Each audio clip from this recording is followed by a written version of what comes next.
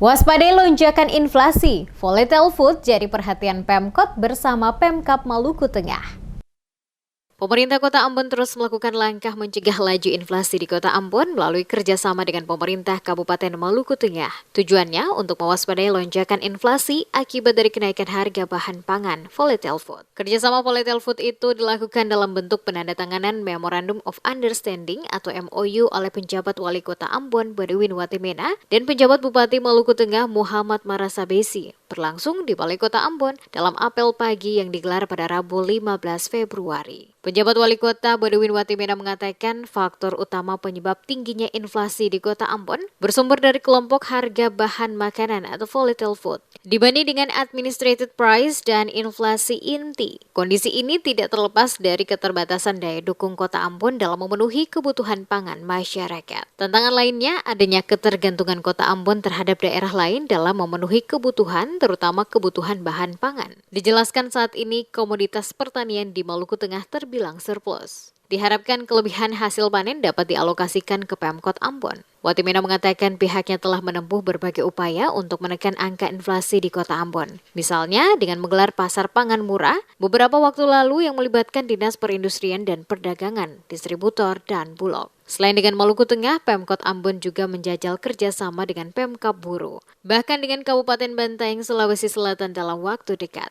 Pemerintah kota berterima kasih dan mengharapkan bahwa MOU ini dia akan berdampak dan dikelola secara teknis oleh OPD terkait, lalu pada waktunya kebutuhan kita yang tadi Pak Bupati bilang volatile food itu bisa terjaga di Kota Ambon.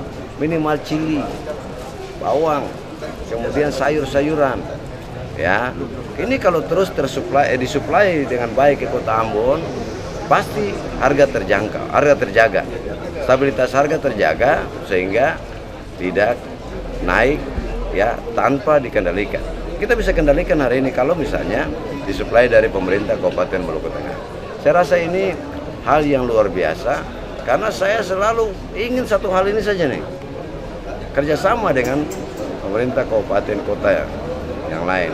Karena kita daerah defisit surplus ini kan Maluku Tengah, Buru, ini yang butuh kita, butuh dukungan untuk disuplai ke kita. Sementara itu, penjabat Bupati Maluku Tengah Muhammad Marasabesi menyatakan terus mencermati perkembangan inflasi komponen bergejolak guna membantu mengurangi tekanan inflasi dari kelompok volatile food di Kota Ambon. Pemkab Maluku Tengah bersama TNI dan Polri telah mengembangkan sentra-sentra produksi cabai dan sayuran seperti di Seram Utara, Kota Masohi, dan wilayah sekitarnya. Selain meningkatkan pasokan komoditas penyumbang inflasi, juga meningkatkan pendapatan dan kesejahteraan petani. Keberhasilan dari peningkatan produksi selain bisa dikirim ke Papua juga ke Ambon untuk memenuhi kebutuhan warga di ibu kota provinsi Maluku ini. Marasabesi juga mengajak agar pemerintah kabupaten dan Pemkot melakukan langkah strategis seperti operasi pasar. Hal itu dilakukan agar daya beli konsumen terjaga. Untuk melindungi petani bisa dilakukan dengan memberi subsidi transportasi dan subsidi harga. Salah satu yang kita MOU ini sangat luar biasa dan kami sudah sepakat bahwa saya sudah bicara dengan pertanian, kami punya potensi yang ada di Seram Utara dan itu sangat, itu cabenya bisa 15.000. Nah 15.000 ini nanti kami ada dana untuk inflasi ini, kami membantu untuk petani-petani tadi kita beli dan kita bawa dan kita jual kepada untuk pedagang yang di sini dengan harga yang murah supaya mereka bisa, supaya yang lagi mereka seperti Pak dikatakan tadi mereka harus jual ke Papua kemana-mana. Kami akan, dan kami juga ada kerjasama dengan, kami ada MOU dengan TNI ya untuk kita tanam padi juga, kemudian kita cabai dan tomat. Diketahui tingkat inflasi di Indonesia saat ini cukup terkendali dan tercatat masih lebih rendah dari banyak negara lain di dunia.